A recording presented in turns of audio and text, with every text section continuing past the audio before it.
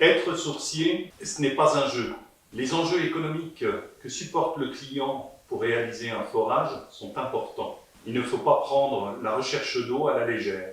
Beaucoup de personnes ont encore aujourd'hui une image stéréotypée du sourcier. C'est un charlatan, un magicien, quelqu'un doté de pouvoirs extraordinaires. La pratique de la recherche d'eau est avant tout un ressenti d'énergie créé par le frottement de l'eau sur la matière.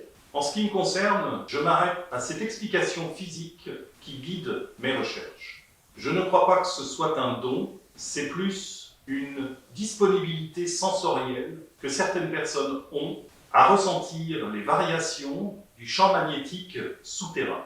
Vous pouvez vous reporter aux travaux de grands scientifiques comme le professeur Yves Rocard, qui a consacré la dernière partie de sa vie à l'étude de l'effet sourcier, ou encore vous intéresser au paléomagnétisme, qui est à l'origine de la découverte des rayonnements gamma des roches, rayonnements naturels lors de la constitution de notre planète Terre et qui subsiste encore aujourd'hui dans notre sous-sol, qui est actif et vivant. Le sourcier du XXIe siècle a des outils autres que nos anciens, des outils informatiques, des logiciels développés à partir d'études scientifiques tels que le BRGM, Infoterre, Géoportail, BDISA et bien d'autres, qui à mon sens doivent aider le sourcier à connaître la géologie du terrain sur lequel il va intervenir.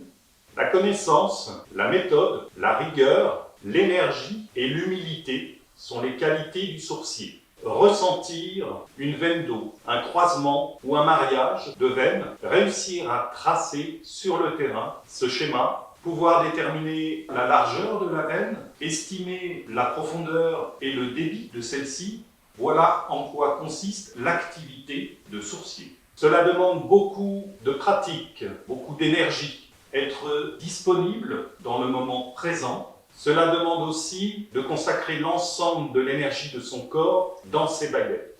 Mais attention, comme je le disais auparavant, être sourcier, ce n'est pas un jeu. Il faut prendre conscience que le risque zéro n'existe pas. Le sourcier peut avoir un taux de réussite de 90 à 95%. Il n'en reste pas moins que dans 5 à 10% des cas, le sourcier peut être confronté à un échec. Une absence d'eau totale, une eau plus profonde que prévu, ou un débit moins important que prévu.